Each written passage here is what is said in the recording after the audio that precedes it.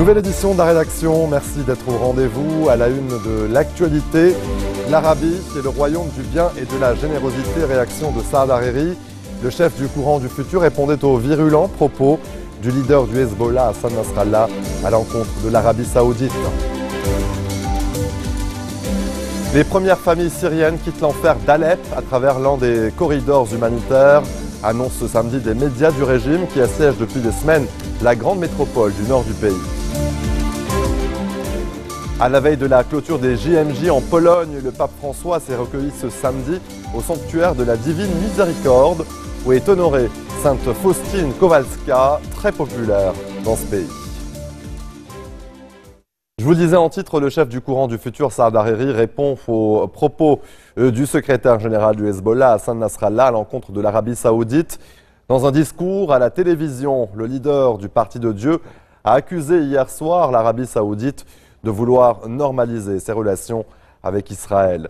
Selon Hariri, l'Arabie est le royaume du bien et de la générosité dans le monde arabe et le porte-étendard d'une cause arabe et musulmane invincible. Et je cite, « Ceux qui ont sur les mains du sang des peuples arabes de Syrie, d'Irak, du Yémen, de Bahreïn, du Koweït et du Liban ne peuvent s'en prendre à l'Arabie saoudite, à ses dirigeants ou à son peuple. » Fin de citation. Les premières familles syriennes sortent des quartiers rebelles d'Alep à travers l'un des corridors humanitaires, annonce ce samedi des médias du régime, dont les troupes soumettent ce secteur depuis des semaines à un siège total et des raids destructeurs. L'initiative a été présentée comme un but humanitaire, mais rebelles opposants et plusieurs pays, dont les États-Unis, ont exprimé leur scepticisme. D'ailleurs, plusieurs habitants continuent d'avoir toujours peur d'emprunter ces couloirs de la mort. Depuis le 7 juillet, aucune aide n'est parvenue au quartier rebelle d'Alep qui manque de produits de première nécessité. En Turquie, depuis l'échec du putsch du 15 juillet dernier, 18 000 personnes ont été placées en garde à vue et 9 677 personnes ont été officiellement arrêtées, selon des chiffres publiés par les autorités.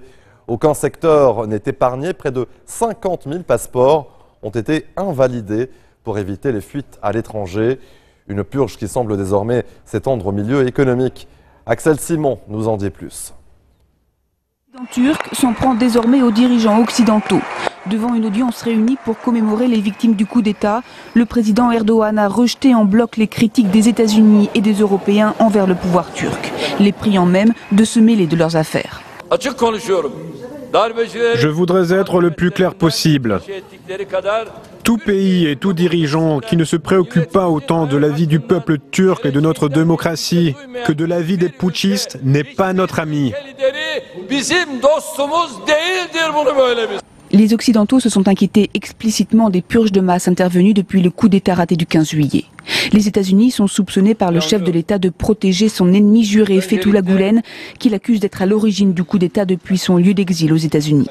Seul geste de bonne volonté, il affirme abandonner les poursuites en justice pour insultes. Au moins 1800 procédures judiciaires auraient été ouvertes depuis son élection en août 2014, selon les chiffres du ministère de la Justice.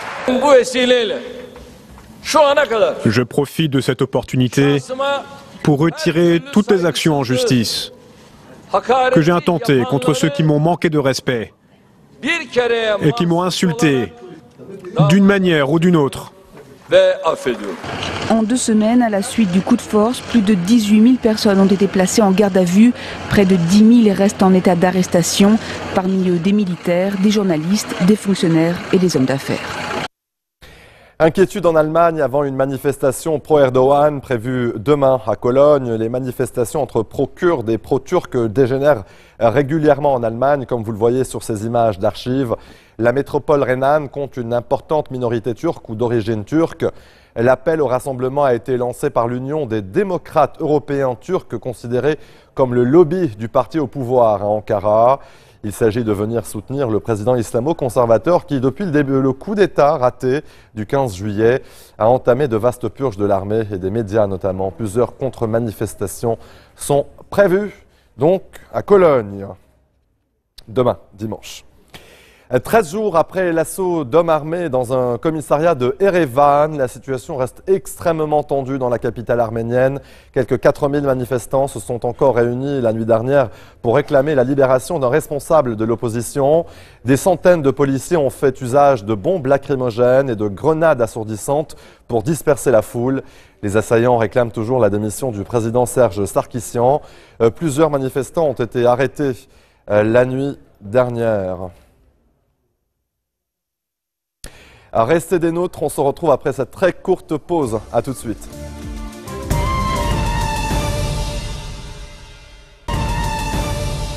Retour sur le plateau de l'info. À la veille de la clôture des Journées mondiales de la jeunesse en Pologne, le pape François s'est recueilli ce samedi au sanctuaire de la Divine Miséricorde, situé dans un quartier de Cracovie, où est honorée Sainte Faustine Kowalska, très populaire dans ce pays. Il s'est ensuite rendu dans un grand parc de la ville pour célébrer une cérémonie de la réconciliation avec les quelques 200 000 jeunes présents. Une veillée de prière a lieu ce samedi soir et s'achèvera par un concert de louanges. Au Brésil maintenant, l'ancien président Lula est inculpé d'entrave à la justice. C'est la première fois que l'ancien chef de l'État comparaîtra devant les juges dans le vaste scandale de corruption Petrobras qui n'en finit pas de secouer le Brésil. Lula réfute les accusations et s'estime victime d'un abus de pouvoir de la part des juges. 6 autres personnes ont été inculpées vendredi dernier. Kim Vodin nous en dit plus. Depuis plusieurs mois, son nom est cité dans le scandale Petrobras. Mais cette fois, Luiz Inácio Lula da Silva est inculpé pour tentative d'entrave à la justice. C'est pendant un déplacement à Sao Paulo que l'ex-président a appris la nouvelle. Je suis fatigué. La seule chose que je veux, c'est du respect. Que je ne sois pas jugé par les gros titres des journaux. Selon le parquet, il aurait tenté d'acheter le silence d'un ancien directeur de l'entreprise brésilienne. Mais pour ses avocats, le leader historique de la gauche n'a jamais interféré ou tenté d'interférer dans l'affaire Petrobras. Les charges reposent uniquement sur des accusations obtenues contre une réduction de peine. Lula ne s'est jamais opposé à l'enquête. Le scandale Petrobras est un système de corruption bien ficelé qui démarre en 2004. Plusieurs entreprises de construction forment un cartel illicite et se répartissent les marchés attribués par le géant pétrolier. Elles lui surfacturent alors leurs services puis répartissent le surplus à des chefs d'entreprise et des élus en échange de leur soutien au Parti des travailleurs, mené à l'époque par le président Lula. Éclaboussé depuis novembre dernier par cette affaire, l'homme qui avait quitté le pouvoir avec une cote de popularité record a depuis perdu en crédibilité. Il a évidemment conspiré avec des entreprises pour manipuler et rester au pouvoir. Nous savons tous qu'il a fait plein de mauvaises choses, mais malheureusement, ils ne l'ont eu que pour entrave à la justice. Ce qui n'est rien si on regarde tout ce qu'il a fait. Cette inculpation est un nouveau coup dur pour le Parti des travailleurs. Depuis le 12 mai dernier, Dilma Rousseff fait face à une procédure de destitution. Elle sera jugée fin août pour maquillage présumé de comptes publics. Allez, restons au Brésil où l'avortement est un crime, mais l'épidémie de Zika relance le débat puisque ce virus peut causer des microcéphalies du fœtus. Le reportage de Nicolas Ransom. 1 million, c'est le nombre d'avortements clandestins réalisés chaque année au Brésil. En cette journée des droits des femmes, légaliser l'avortement est donc le thème de la mobilisation féministe. En vérité, au Brésil, l'avortement est légalisé. Il est légalisé pour ceux qui ont de l'argent, pour ceux qui peuvent payer entre 1 000 et 4 000 euros pour un avortement dans une clinique avec un médecin de confiance. Les femmes plus modestes font cela avec les pires méthodes. Elles meurent dans les files d'hôpitaux. Elles n'ont pas le droit de pratiquer une IVG. En colère, ces femmes craignent même un retour en arrière. L'avortement n'est légal que dans de très rares cas. Et même ces acquis sont menacés, notamment par les politiques et les assemblées très conservatrices, qui souhaitent au contraire durcir les lois et l'interdire complètement. La voix de la rue contre celle des églises. Le pays est la première nation catholique au monde. Pour le père Dom Antonio Augusto, pas de doute, le peuple brésilien sera toujours contre l'avortement, et quelles que soient les raisons. Les politiques disent qu'ils doivent entendre la base, le peuple. Et 80% du peuple brésilien est contre l'avortement.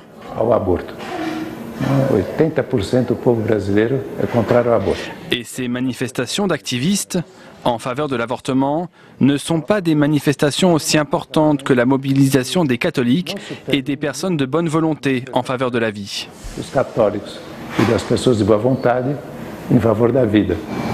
Jacqueline Pitangui lutte pour le droit des femmes. Pour cette activiste, l'épidémie de Zika est une fenêtre qui s'ouvre pour relancer le débat dans la société brésilienne. Aujourd'hui, nous voyons des éditorialistes de journaux qui d'habitude écrivent sur l'économie, sur la politique, qui ne s'étaient jamais préoccupés de ces questions et qui prennent position. Même certains grands journaux se sont manifestés en faveur de l'IVG, en demandant à ce que ce débat prenne plus de place. Donc je pense que la société commence à se réveiller, mais il reste encore un travail gigantesque à faire. Et la mobilisation dépasse les frontières brésiliennes. L'ONG hollandaise Women on Web envoie par courrier des pilules pour avorter. Une de ses membres a accepté de répondre à nos questions depuis l'étranger. Avec l'épidémie de Zika, les appels au secours en provenance du Brésil ont explosé. Nous recevons tous ces messages de femmes qui sont désespérées, qui ne savent pas à qui se fier parce que le gouvernement brésilien souhaite criminaliser l'acte toujours davantage. Le nouveau souffle de mobilisation féministe saura-t-il faire évoluer la loi et convaincre les Brésiliens? Selon un récent sondage, 58% d'entre eux sont encore contre l'avortement, même si la femme enceinte a contracté le virus Zika.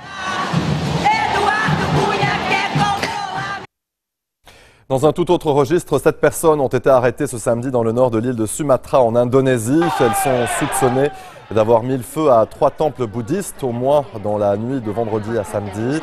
Les attaques se sont produites dans la ville de Tanjung Balai, près de Medan, l'une des plus grandes villes du pays. Aucun blessé n'est à déplorer. Ce pays à forte majorité musulmane compte une importante minorité chinoise, dont beaucoup sont bouddhistes. Il a connu plusieurs vagues de violence contre cette communauté chinoise, notamment dans les années 90. La police, de son côté, nie qu'il s'agisse de nouvelles violences anti-chinoises, mais parle d'une altercation qui aurait dégénéré. La bonne santé du secteur de l'automobile en Slovaquie fait de ce petit pays un champion de la croissance parmi les pays de la zone euro. La Slovaquie accueille les usines de l'allemand Volkswagen, du français PSA Peugeot Citroën, du sud-coréen Kia Motors et bientôt du britannique Jaguar. Le secteur emploie 72 000 personnes et représente 39% de l'économie nationale. Le reportage de Johan Baudin. Comme beaucoup de jeunes Slovaques, Marek, son bac pro en poche, n'a pas mis bien longtemps pour trouver le secteur dans lequel il allait travailler. L'industrie automobile attire de nombreux techniciens diplômés.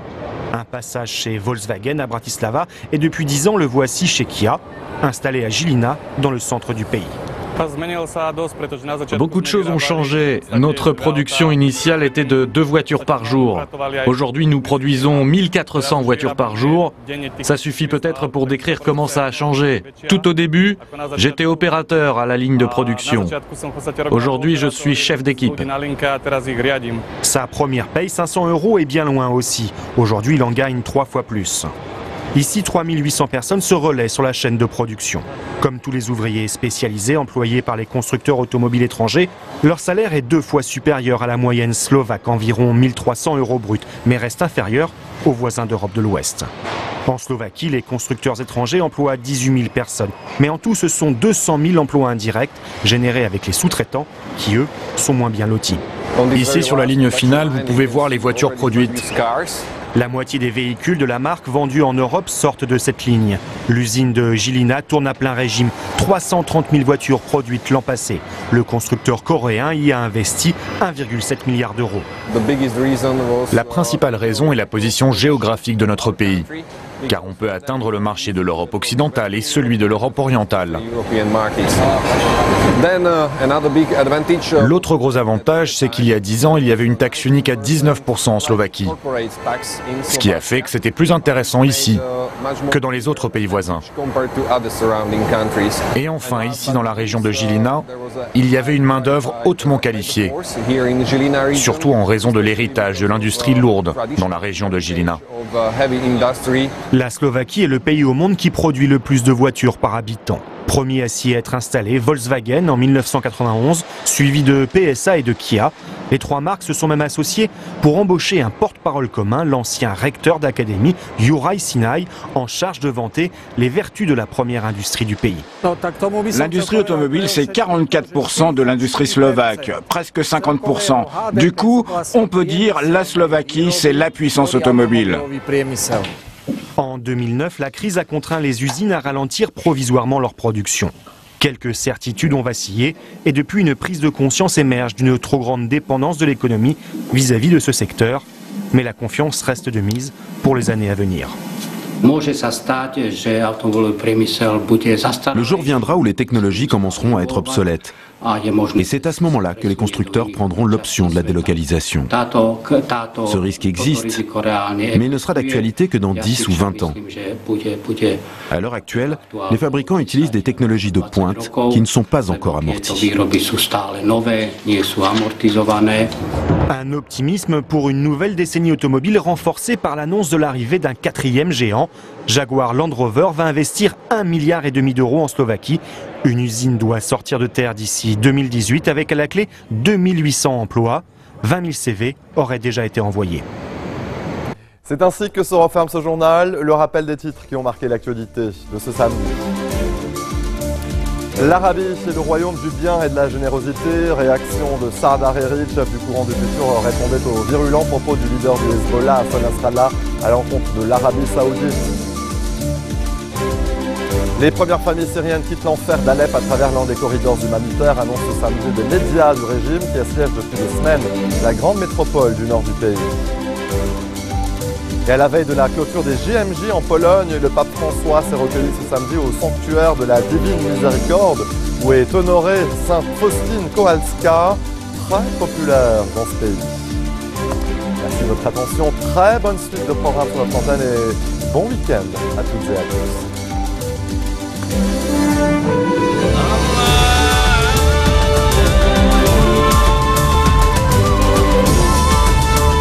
وأول إحساني والإحسان